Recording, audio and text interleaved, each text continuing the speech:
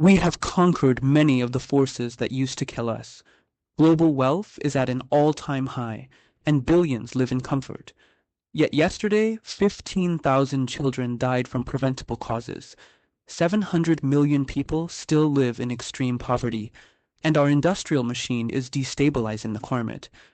Looking at the scale of these problems, it is easy to feel disconnected and powerless. A heavy sense of doom hangs over modern culture, driving a narrative that humanity has entered its final days.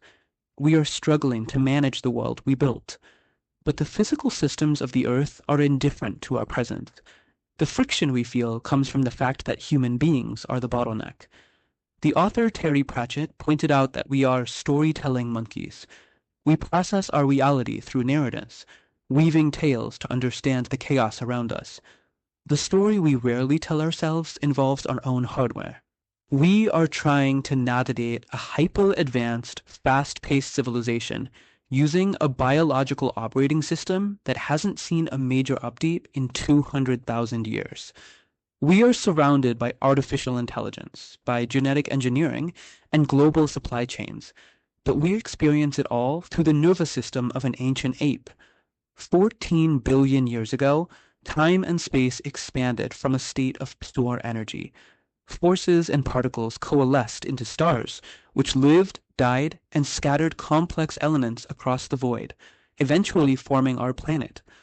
On this rock, dead molecules locked together and jumped into complex life.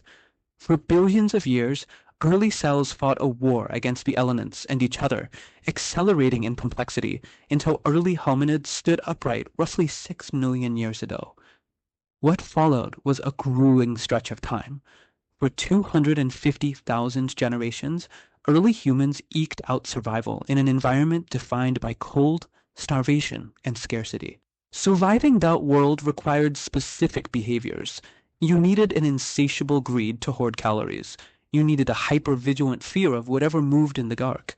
And because exile meant death, you needed a desperate desire to be accepted by your tribe. Millions of years of starvation and violence engineered us into an instinct-driven apex predator. We are adapted for a world of scarcity that no longer exists.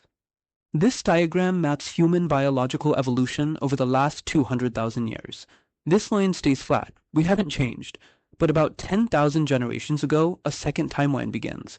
Our technology slowly advances alongside us, and then shoots upward into an exponential vertical spike. In the blink of cosmic time, we went from agriculture to empires. We learned to split the atom and launched ourselves into space. This is the mismatch gap. Our external environment accelerated to light speed, while our internal wiring remained static.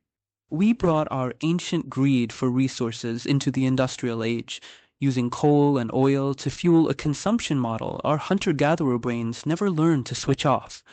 We brought tribal aggression into the modern era, arming local territorial disputes with the power of nuclear weapons. And we brought our need for tribal acceptance online, where algorithms exploit our psychological vulnerabilities for profit. The friction tearing at the world today results from ancient survival instincts wielding tools they were never designed to handle. We are witnessing the chaotic growing pains of the earliest chapters of human history. Think of our current civilization as a loaded save file. Our ancestors invested millions of hours of labor and discovery into building this foundation, handing us a world rich with infrastructure and knowledge. No physical law of the universe prevents us from building an abundant world. We have the energy, the automation, and the data required to support every human life. Progress now depends on using our conscious minds to recognize our programming. We can build institutions and systems specifically designed to bypass the short-term hoarding and tribalism that helped us survive the Ice Age.